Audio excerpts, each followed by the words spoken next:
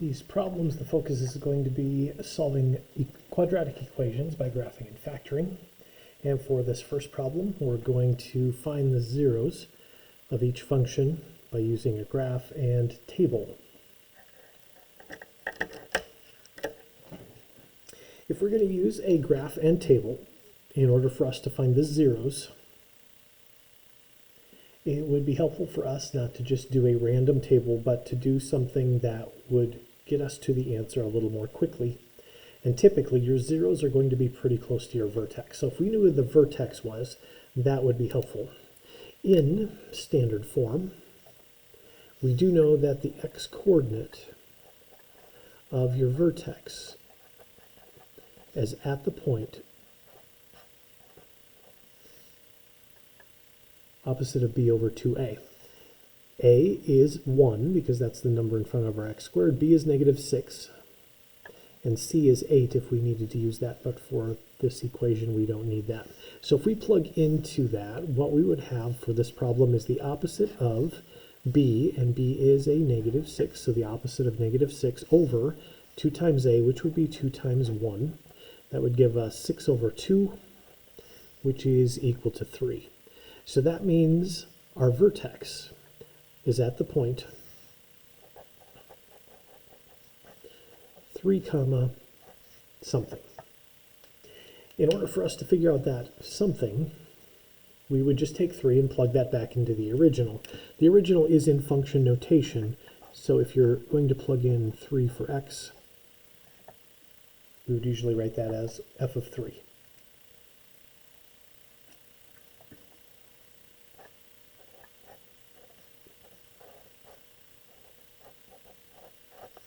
So taking 3 and plugging that in for the x's in your original equation, we would have 3 squared, which is 9, minus 6 times 3, which would be a minus 18. 9 minus 18 is a negative 9, plus 8 is a negative 1. So when we have an x-coordinate of 3 and we plug that into the original equation, we end up with a y-coordinate of 1. So our vertex is at the point 3 comma negative 1. What I would do with that is I would use that to build our table. So if you're going to make an XY table, and you're going to get the vertex graphed, and then a couple of points on the left side and a couple of points on the right side of our vertex to come up with our parabola, we would want this vertex to be in kind of the middle of our table. So 3, negative 1 is definitely one of the points on the graph. We know it's the vertex. Let me graph that point so that we can see what that looks like.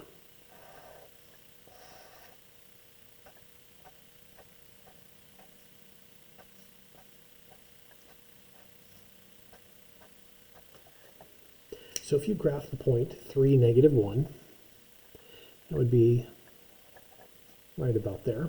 That is our vertex.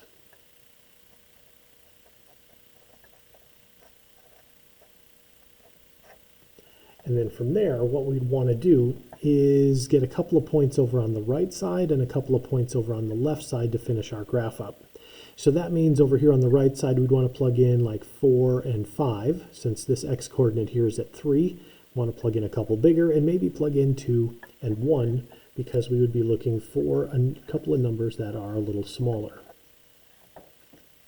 So take those values and substitute them into your equation. And if you did that, you would end up with these values. And now we have our vertex here in the middle of our table, and a couple of points with smaller x's, so they would be over on the left side, and a couple on the right side. So let me put those points in.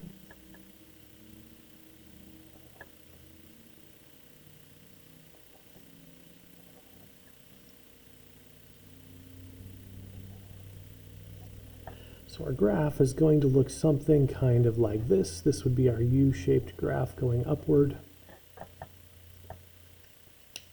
The directions were to use a table and graph to find the zeros. Remember that the zeros are another way of saying those x-intercepts. So we have x-intercepts at our 2 points here and here. And on our graph, Those x-intercepts would be ordered pairs. They would be the point 2, 0 and the point 4, 0. So one way of saying the zeros would be to list those out as ordered pairs, or you could just list out those x values. Our book just lists out the x values, so they would say that we have zeros at 2 and 4. For example number 2, we're supposed to find the solutions of the equation by factoring. So we have an equation here that is in standard form. We want to go through and find the zeros by factoring. Zeros, again, those are x-intercepts, and your y-coordinates of all of your x-intercepts are always 0. So where this f of x is, where that fancy y is out in front, we can plug in 0 for that. And then what we would want to do is factor this right side. First step in factoring is to factor out whatever's in common. I see those terms there. There's a 3 in common. Technically, there are 2 greatest common factors. We typically only talk about the positive greatest common factor when we list those out, but we could have a positive or a negative. So I see that 3 is the greatest common factor. That means I could factor out either positive 3 or negative 3. They're technically both greatest common factors. If your first term here is positive, and it usually is, then we factor that out in front. If your first term here is negative, then we want to factor out the negative greatest common factor. So I'm going to factor a negative 3 out in front of those terms. If you divide each of these terms by a negative 3, we would have x squared minus 4x minus 12. I'd like to do a little more factoring with this. So now I'm going to take a look at how many terms we have inside the parentheses. There are 3 there. We need to go through and factor that using the add multiply method. The middle number here is a negative 4, so I'm looking for 2 numbers that add to be a negative 4, and multiply to be another number, and that's always our constant term times the number in front of the x squared, and inside the parentheses in front of the x squared, there's no number at all.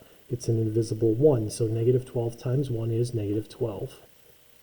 There are 2 numbers that do fit that pattern. They are negative 6 and 2. You could go through and break apart this trinomial in the parentheses using the long method, or this is the spot in the problem where you could ask yourself, can I use the shortcut on this? And the answer is yes.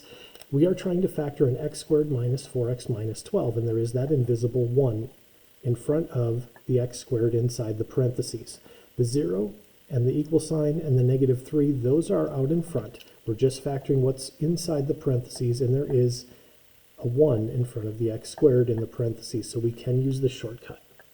So we're going to have this using the shortcut. Still the 0 equals negative 3, and then in the 2 sets of parentheses, we have a negative 6 and 2 for our 2 numbers, so we would want to have an x minus 6 from our negative 6 and an x plus 2 from our positive 2.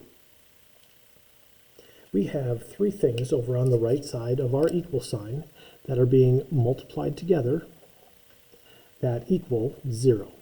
That means any one of these 3 things could equal 0 and possibly give us a solution. But in order for us to get a solution or a 0, you have to have a variable. So we aren't going to write negative 3 equals 0. That's not going to yield any answers for us, but we are going to write down an x minus 6 equals 0 and an x plus 2 equals 0. And those 2 equations we can go through and solve to get 2 solutions.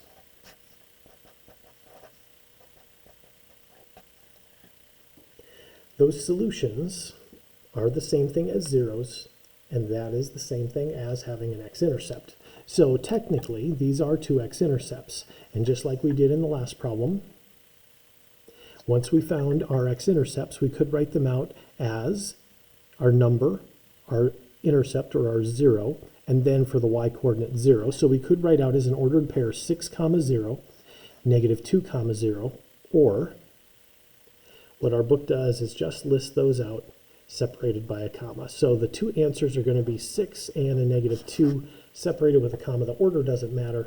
You just need to come up with those 2 values. For example 3, we're going to find the roots of each equation by factoring. When you find roots, it's the exact same process.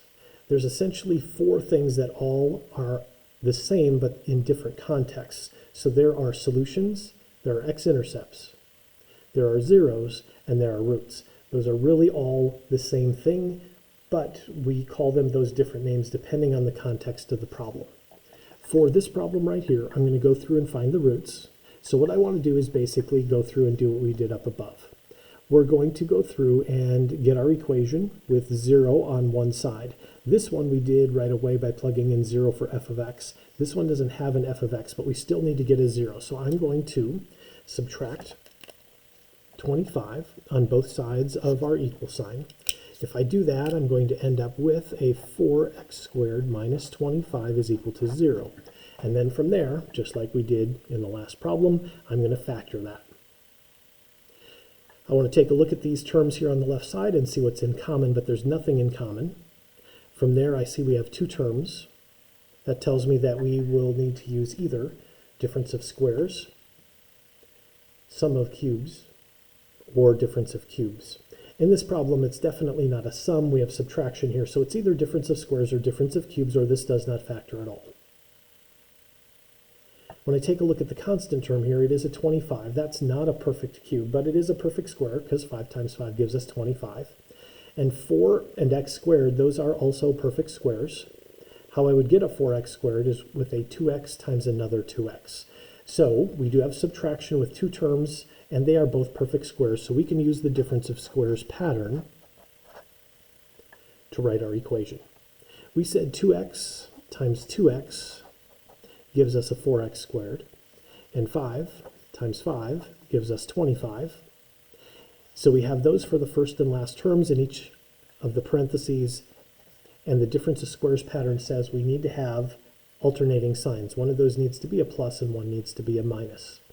Now we have 2 things being multiplied together that equals 0, so just like we did in the last problem, I'm going to go through and make a couple of equations. We have 2x plus 5 equals 0. We also have a 2x minus 5 equals 0. And from there I can go through and solve. Subtracting 5 on both sides, and then dividing both sides by 2 gives us a negative 5/2 for one of our solutions. For the other equation, I would need to add 5 on both sides, and then divide both sides by 2. That gives us a positive 5/2. And then again, what these represent are x-intercepts on our graph. They are also zeros, they are also roots, and they are also solutions. What our book does with these, regardless of what term we're using in the problem, just separating those separated with a comma is what our book does for a final answer. So the answer to this one is a negative 5/2 and a positive 5/2.